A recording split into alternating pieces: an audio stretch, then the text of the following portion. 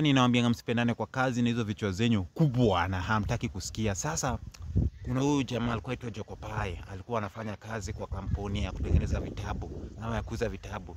Sasa siku moja huyu jamaa akiendelea na kazi, mdosi akaona hiyo kazi haezani sana, kwa anajua kazi sana but juu yeye ni Jokopai na Jokopai ni Jokopai tu, so mdosi angeweza kumvuta, alikuwa anampenda. Sasa siku moja wakaona ni vizuri wamuongezee mtu atakuwa anamsaidia kwa department yake, wamuongezee mtu atakuwa msaidia kikazi. Wakamuongezea nani? Wakamuongezea msichana mwingine mrembo. Msichana mwingine mrembo, unasema mrembo, unakosea.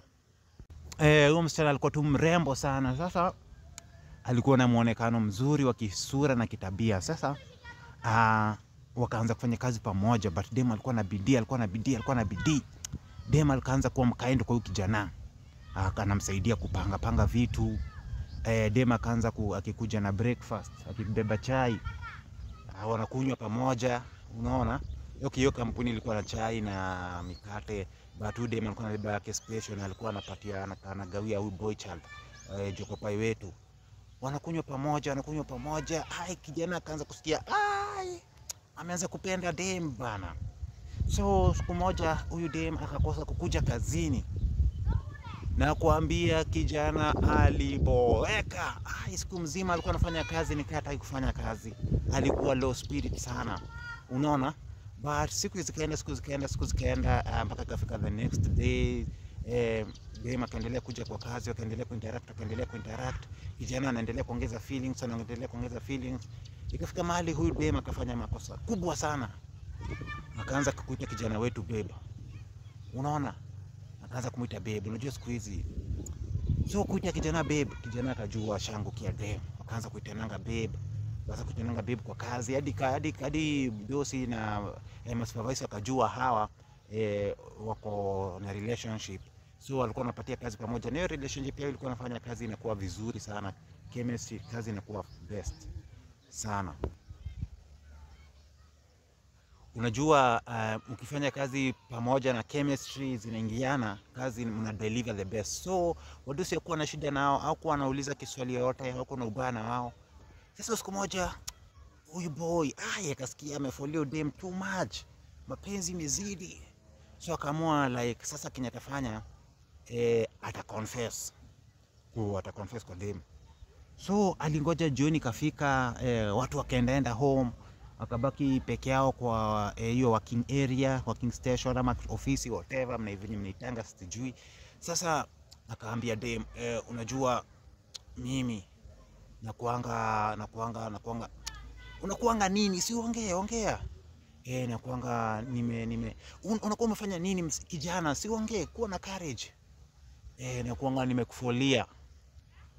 Like anakuwa nimekupenda. Dem alistuka. Akamwambia, fanya aje? Umenipata off guard. So unatakaje? Akamwambia nataka kwa dem yangu. Nakwambia umenipata off guard, fanya aje? Nipatie time. At least mpaka kesho nitakupatia jibu yako. So kijana akasema sawa. Akamuuliza, unaweza nipea hug ya kwenda home? Akaambiwa hapana. Wenda kwanza nitakupatia jibu yako kesho.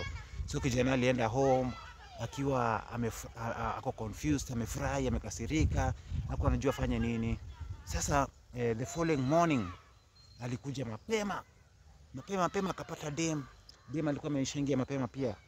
Akamuuliza, ile jibu yangu ulisema aje? Dem akumjibu but akampatia hug na akaendelea kufanya kazi the whole day. Sasa hiyo sio yes ama si jibu. Sasa hapo amempa kijana kwa confusing situation. Sasa jioni tena kufika, kijana kaambia, sasa huku nipatia jibu kamili, si unipatie jibu at least nijue where I stand. Dem akamwambia, nyewe Jokopai, I can't reciprocate.